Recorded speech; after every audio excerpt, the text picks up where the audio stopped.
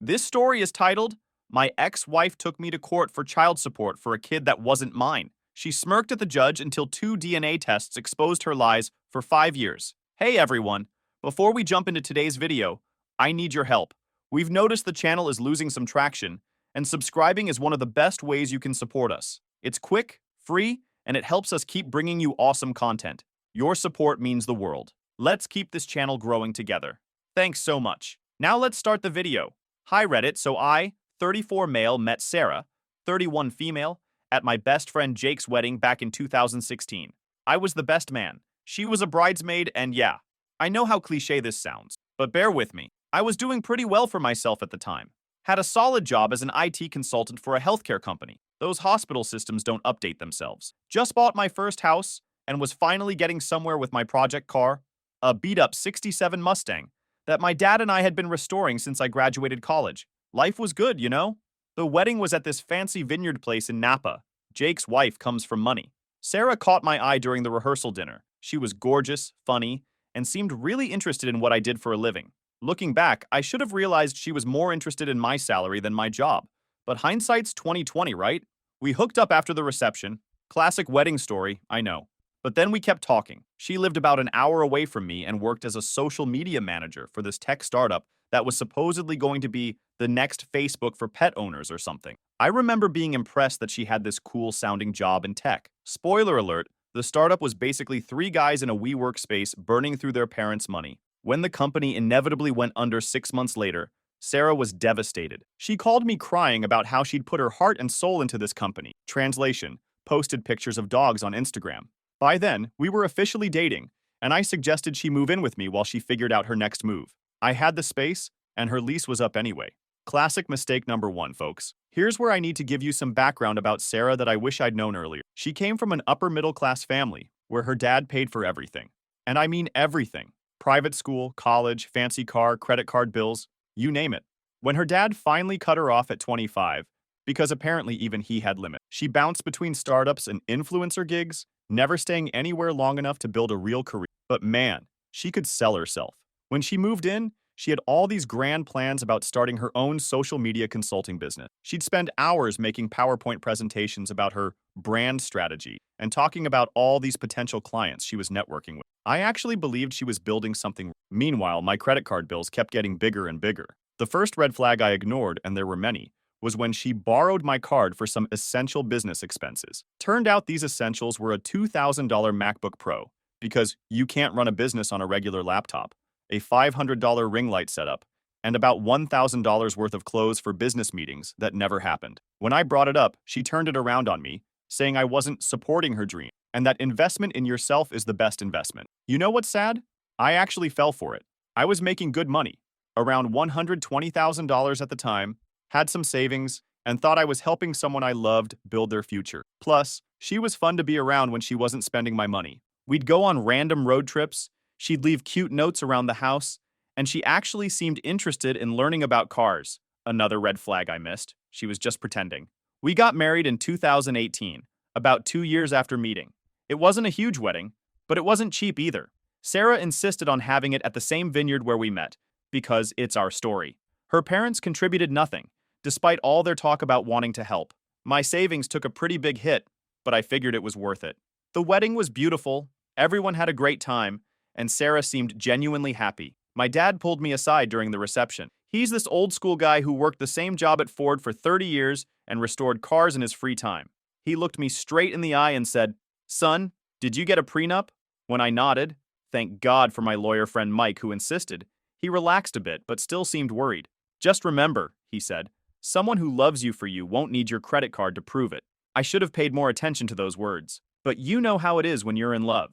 You think you're the exception to every rule. You think your story is different. You think the red flags are just part of your partner's quirky personality. Boy, was I wrong. After we got married, she stopped even pretending to care about our budget. It's like the wedding ring was some kind of limitless credit card activation code in her mind. But let me back up and paint you the whole picture of how badly things spiraled. About 3 months after the wedding, I got a promotion at work. Now I was making around $150,000 as a senior consultant, which should have made life easier. Instead, Sarah took it as a sign that she could finally focus on her personal brand full-time. She quit her part-time job at a local marketing agency, the only real job she'd had in years, without even telling me first. Just came home one day and announced, "Honey, I'm finally free to pursue my dreams." Those dreams apparently involved turning our home office into her content creation studio. She spent $5,000 of our savings on camera equipment, lighting, and this ridiculous pink velvet couch that she said would be perfect for her Instagram aesthetic. When I pointed out that we'd agreed to use that money for a new roof, she actually said, "But babe, this is an investment in our future. Do you want me to work in a space that doesn't inspire me?" Here's where it gets really fun. She started this YouTube channel about luxury lifestyle on a budget. Ironic, right? The crazy part? She was using my credit card to buy designer stuff for her videos, then returning most of it after filming. But some things mysteriously never made it back to the store. When I found a shoebox with 900 Louboutins in her closet, she claimed they were props that were essential for her brand. Meanwhile, my Project Mustang that I mentioned earlier, Sarah started complaining that it was taking up too much space in the garage. Mind you, this car was my weekend project with my dad for the past 5 years. We'd restored about 70% of it, and I was so close to getting it running. But Sarah needed the garage for her yoga and wellness space, because apparently our spare bedroom wasn't good enough for her YouTube yoga session. I came home one day to find she'd listed my car on Facebook Marketplace. She hadn't sold it yet, but she'd already had people coming to look at it. Her excuse? "Honey, we need the space. And honestly, you spend too much time on that old car anyway. Don't you want to support my wellness journey?" That was our first huge fight. I'd never yelled at her before, but finding out she tried to sell my car behind my back, I lost it. She cried, said I was being controlling about money, and then hit me with the classic manipulation, "If you really loved me, you'd want me to succeed." The next day, she apologized and promised to never do anything like that again. Like an idiot, I believed her. But she started this passive-aggressive campaign against the car. She'd accidentally leave the garage door open on rainy days, or store her production equipment right next to it, where she could easily bump into it with her boxes. Finally, after she managed to scratch the fresh paint job with her yoga equipment, I gave in and sold the car. My dad was so disappointed. He didn't say anything directly, but I could see it in his eyes when I told him. That car represented years of weekends we'd spent together, and I let Sarah take that away. The money from the car? She spent it on a business retreat in Bali that was really just a luxury vacation where she took Instagram photos with other wannabe influencers. She came back with grand plans about starting a wellness coaching business, bought all these essential oils and meditation cushions, set up a website that I paid for, and even ordered business cards with "Sarah Mitchell, holistic wellness expert and lifestyle curator" printed on them. Want to know how many clients she got? 0. But she managed to rack up $15,000 in credit card debt buying inventory for a skincare line she wanted to launch. The products sat in our garage, where my car used to be, until they expired. When I found the boxes of expired face creams and asked about them, she blamed me for not promoting her business to my coworkers' wives. By this point, I was working 60-hour weeks trying to keep up with her spending. I'd get home late, exhausted, only to find she'd ordered $200 worth of takeout because she was too stressed to cook. The house was always a mess because she was too busy creating content to clean. But her YouTube channel had a whopping 342 subscribers after a year of full-time hustling. Looking back, I realized she was probably posting about our perfect life on Instagram while maxing out my credit cards. But I wasn't allowed to follow her social media accounts because she said it would mess with her analytics. Red flag city, population, me. The breaking point? I found out she'd taken a loan against my 401k without telling me. She'd figured out my password, my car's model year and name. Yeah, I know, stupid. And taken out $30,000 for what she called a business opportunity. Turned out she'd blown it all on a mentorship program, run by some Instagram guru who promised to help her reach 100,000 followers. After discovering the 401k loan, I spent a week sleeping in my office while trying to figure out what to do. I'd forward my calls to my cell phone and tell people I was testing a new remote work setup. In reality, I was too embarrassed to tell anyone what was happening. My dad's words about the credit cards kept playing in my head on repeat. Remember my lawyer friend Mike? Well, he'd been trying to warn me about Sarah for years. When I finally called him at 2 a.m. from my office couch, he didn't even sound surprised. Just said, "Send me your calendar link. Let's talk tomorrow." Mike's the kind of friend everyone needs. He'd rather help you fix your mess than say, "I told you so." The next morning, I discovered Sarah had gone on a shopping spree that would make a Kardashian blush. She'd somehow gotten approved for 3 new credit cards in my name. The total damage? $47,000. Her excuse? I was stressed about our relationship problems. And retail therapy helps my anxiety. I wish I was making this up. Mike took one look at the credit card statements and actually laughed. Not because it was funny, but because Sarah had made our divorce case ridiculously easy to win. See that prenup I mentioned earlier? It had a specific clause about financial misconduct. Thank God for Mike's paranoid planning. When I finally told my parents what was happening, my mom cried and my dad just sat there cleaning engine parts, his way of processing emotions. Then he said something that changed my perspective. Son, she's not going to stop until she hits rock bottom or finds another target. Right now, you're the easier option. Filing for divorce was surprisingly easy. The hard part was going home and telling Sarah. I'd planned this whole speech, but when I walked in, she was filming a day in the life of a boss babe video in our kitchen. She'd ordered $300 worth of organic groceries for the background, all on my card, naturally, while our actual fridge was empty. I waited until she finished recording and said, Sarah, I'm filing for divorce. Her response? She grabbed her phone and started recording again, saying, Guys, I have to be real with you about something. I walked out before I could become content for her My Truth video series. The next few weeks were insane. Sarah tried everything to stop the divorce. First, she love-bombed me with memories of our perfect life together. She even dug up my old Mustang parts from the garage, which she'd hidden instead of throwing away, and suggested we could restore another car together. Hard pass. When that didn't work, she switched to threats. I'll tell everyone you were abusive. I wasn't. I'll ruin your career. She tried, but my boss had met her at company parties and knew exactly what she was like. I'll make sure no woman ever wants to date you again. Spoiler alert, that didn't work either. The worst part? She started a whole social media campaign about being a survivor of financial abuse. According to her posts, I was a controlling monster who wouldn't let her work or follow her dream. Meanwhile, I had spreadsheets showing I'd spent over $200,000 supporting her various business ventures. Mike was worth every penny during this time. When Sarah's lawyer, some guy she found on TikTok, tried to claim she deserved alimony because she'd sacrificed her career for our marriage, Mike pulled out her Instagram posts bragging about being a self-made entrepreneur. Can't claim you gave up your career when you're posting about being a number girl boss every day. The divorce was finalized in early 2021. Thanks to the prenup and Sarah's documented financial misconduct, she got way less than she expected. She did get to keep her business equipment, the camera gear, and that pink couch, and a small settlement that I agreed to just to get it over with. The last time I saw her in court, she tried one final manipulation. I hope you know you're throwing away the best thing that ever happened to you, she said, fake tears in her eyes. I just replied, the best thing that ever happened to me was Mike suggesting that prenup. The look on her face was priceless. I spent the next year rebuilding my life, got promoted to senior management at work. Turns out working 60-hour weeks has some benefits. Started hitting the gym again.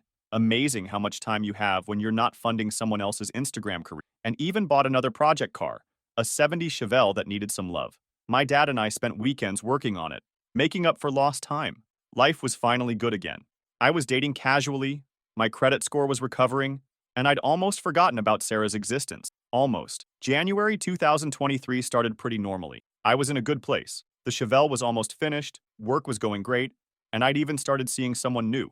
More on that later. Then I got home one evening to find a certified letter in my mailbox. The return address was from the county courthouse, which immediately made my stomach drop. I opened it right there in my driveway, and I swear my brain short-circuited trying to process what I was reading. It was a petition for child support and custody arrangement. According to these documents, I had a 1-year-old son named Aiden James Mitchell. The petition claimed I'd abandoned my parental responsibility and needed to start paying support immediately. Here's the thing that really fried my brain. The kid was supposedly born in November 2021. For those keeping track, that's 9 months after our divorce was finalized. Sarah was claiming we'd hooked up one last time right after the divorce. Absolutely never happened, and that she'd gotten pregnant from that. I literally sat in my car for an hour reading and rereading those papers. The document included a birth certificate with my name listed as the father. She'd actually put my name on a birth certificate without my knowledge. I didn't even know that was legal. The more I read, the more surreal it got. The petition included a whole sob story about how Sarah had tried to contact me throughout the pregnancy, but I'd blocked her on everything. True, but irrelevant since there was no kid. She was asking for $2,800 a month in child support, plus back pay for the past year, and wanted me to cover the kid's medical insurance. I called Mike immediately. It was 9 p.m., but this was emergency territory. He answered on the first ring because he's literally the best lawyer friend anyone could ask for. When I told him what was happening, he was quiet for a long moment. Then he said, "Don't do anything. Don't contact her. Don't post about this online. Come to my office first thing tomorrow." That night was probably the longest of my life. I couldn't sleep. Kept thinking about how Sarah had actually gone and created a whole human being just to scam me. I mean, I knew she was manipulative, but this was next level. I found myself Googling how to prove you're not the father at 3 a.m. The next morning, Mike explained something that made my blood run cold. In our state, if you don't contest paternity within 30 days of being served, you can be legally declared the father by default, even without a DNA test. Sarah had timed this perfectly. She filed right after the holiday court slowdown, probably hoping I'd miss the deadline while the courts were backed up. But here's where it gets really wild. Mike started digging into the timing, and things weren't adding up. According to the birth certificate, the kid was born in November 2021, but our divorce wasn't finalized until March 2021. If we'd actually hooked up right after the divorce like she claimed, the kid would have been born in December 2021 at the earliest. Mike pulled up Sarah's Instagram from a burner account we used to monitor her crazy and found posts of her clearly not pregnant at a music festival in May 2021. Either she had the world's fastest pregnancy or she was lying. We filed our response immediately, demanding a DNA test and challenging the birth certificate. But while we waited for the court date, Mike kept digging. He hired a private investigator. I was already in debt from the divorce. What was a few thousand more? To look into Sarah's recent past. That's when things got interesting. The PI found out Sarah had been living with some guy named Chris for most of 2022. Chris had been paying her child support under the table, about $1,500 a month. But he'd stopped paying around October 2022. Guess when Sarah filed her petition against me? Yep, December 2022. The PI also found Sarah's TikTok, because of course she had one. She'd been posting these dramatic single mom struggles videos about raising a baby alone while the father lives his best life. The comments were full of people supporting her and bashing the unnamed deadbeat dad, aka me, supposedly. She'd built this whole fake narrative about being abandoned during pregnancy. But here's the kicker. In one of her videos from July 2022, she accidentally showed a piece of mail on her counter. It was addressed to Chris Anderson, the same Chris who'd been paying her support. The PI tracked him down, and what he told us blew this whole case wide open. Now, let me tell you about Chris and how Sarah's house of cards started tumbling down. Meeting Chris was surreal. Mike and I met him at a coffee shop outside of town, neutral territory, since we weren't sure if he was involved in Sarah's scam or another victim. Turns out, he was definitely a victim, and his story made my blood boil. Chris was a software developer who met Sarah at a co-working space in early 2021, right after our divorce. According to him, she introduced herself as a digital marketing consultant who was building her own agency. Sound familiar? She was running the same playbook, just with a different target. She seemed so genuine, Chris told us, stirring his coffee absent-mindedly. Said she was focused on her career after leaving a toxic marriage where her ex wouldn't let her work. I nearly choked on my drink. She'd completely flipped our story, making herself the victim of the same thing she'd done to me. Chris and Sarah started dating in March 2021. By May, she'd moved into his downtown loft apartment. Then in June, she dropped the pregnancy bomb. Chris was excited. He was 36, had a good career, and wanted kids. Sarah played the perfect expectant mother, going to prenatal yoga classes and posting bump photos on Instagram. She even had Chris drive her to doctor's appointments, though he noticed she never let him come inside with her because of COVID restrictions.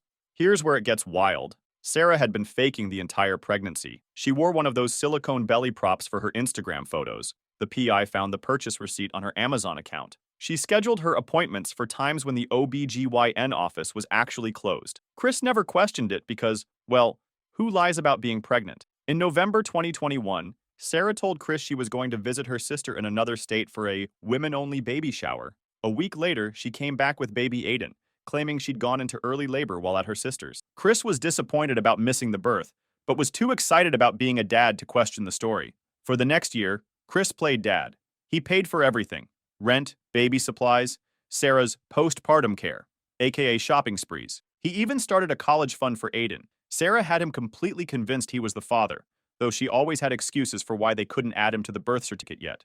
"It's just paperwork," she'd say. "We know you're his dad. That's what matters." But cracks started showing. Chris noticed Aiden didn't look anything like him or Sarah.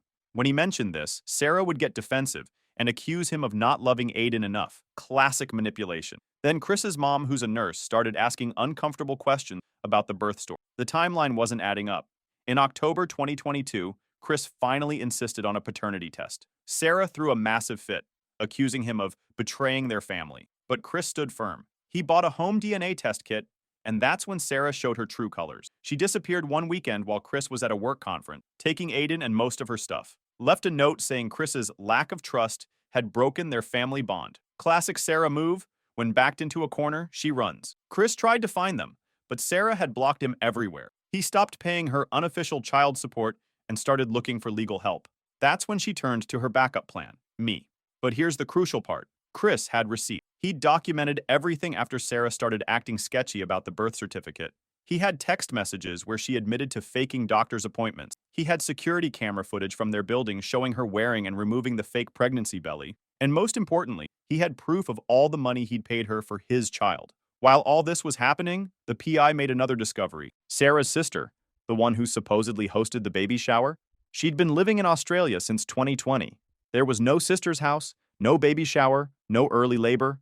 The whole story was fiction.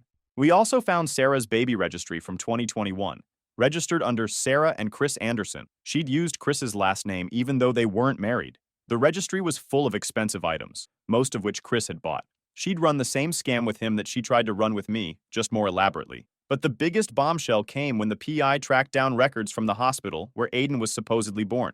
There was no record of Sarah giving birth there. In fact, there was no record of her giving birth at any hospital in our state during that time period. That's when Mike's eyes lit up with that look lawyers get when they know they've got someone. "We need to subpoena the real birth records," he said. "I think I know what she did. And if I'm right, she's in serious trouble." We filed the subpoena request right away, but courts move slowly. Meanwhile, our court date for the DNA test was coming up. Sarah's lawyer, still the TikTok guy, kept trying to delay it, claiming she was too stressed to handle a court appearance. The day before our hearing, Sarah made one last desperate play. She posted a tearful video on Instagram about how her abusive ex was trying to deny his own child and asked her followers to pray for her strength. The comments were full of support and people offering to donate to her cause. Little did her followers know, everything was about to come crashing down. The morning of the court hearing, I was a nervous wreck. Even though we had solid evidence, Sarah had always been good at manipulating situations. I'd seen her talk her way out of crazy situations before, and part of me was worried she'd somehow do it again. Mike met me outside the courthouse early. He had this thick folder of evidence that he kept patting like it was his lucky charm. "Remember," he said, "let her talk. The more she says, the more she'll contradict herself." Chris was there too, looking like he hadn't slept in days. Can't blame him. Finding out you've been paying for a kid that might not even be yours would keep anyone up at night. Sarah arrived looking like she'd raided the humble single mom section of a costume shop. No makeup, hair in a messy bun, wearing what looked like scrubs. She'd never worked in healthcare a day in her life. She had Aiden with her. First time I'd ever seen him. Cute kid, but didn't look anything like her, which suddenly seemed very relevant. Her TikTok lawyer looked nervous, which was our first good sign. He kept whispering to her and showing her something on his phone. Later found out he'd just discovered some of the evidence we were about to present and was trying to convince her to settle. But Sarah, being Sarah, thought she could talk her way out of anything. The judge was this older guy who looked like he'd seen every trick in the book. When Sarah's lawyer tried to delay the DNA test again, claiming she had religious objections. Since when? The judge just stared at him until he sat down. Then Mike stood up and dropped the first bomb. "Your Honor, before we proceed with the DNA test, we have evidence that the birth certificate submitted to this court was fraudulently obtained." The judge raised an eyebrow, the universal signal for, "This better be good."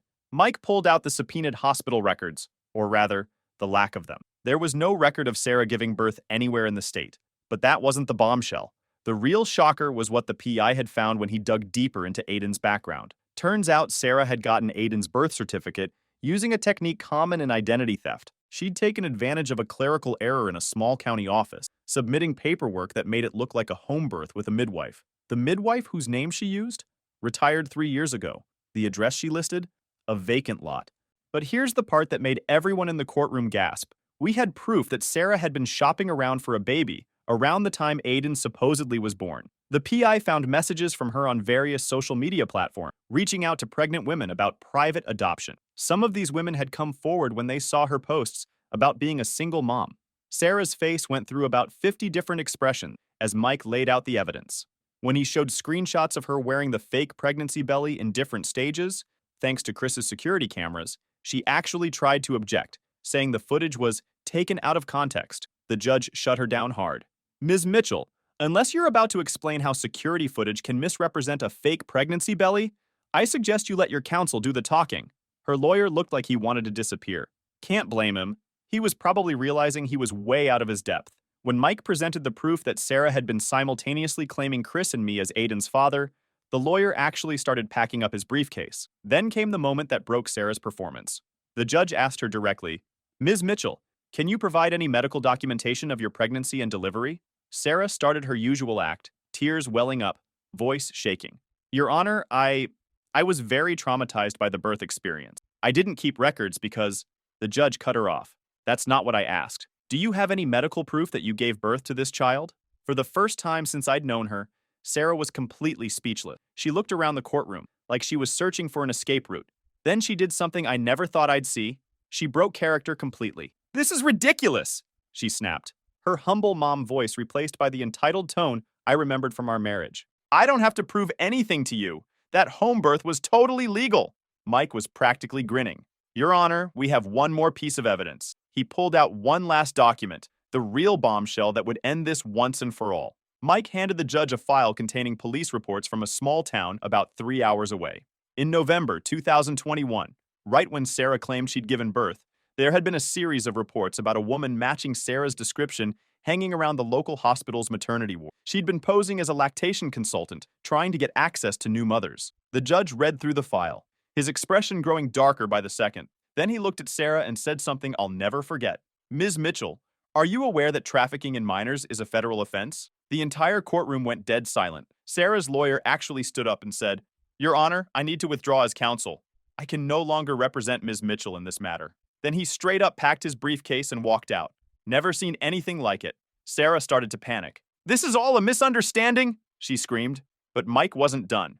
He had one more witness, a young woman named Jessica, who'd been admitted to that hospital in November 2021. She'd given birth to a baby boy, but had been experiencing postpartum depression. Sarah had befriended her, posing as a social worker, and convinced her to temporarily sign over guardianship of her baby while she got help. Jessica had been trying to find her son for over a year. She'd reported it to the police, but Sarah had used fake documents and a fake name. It wasn't until she saw one of Sarah's TikToks about being a single mom that she recognized her and reached out to our PI.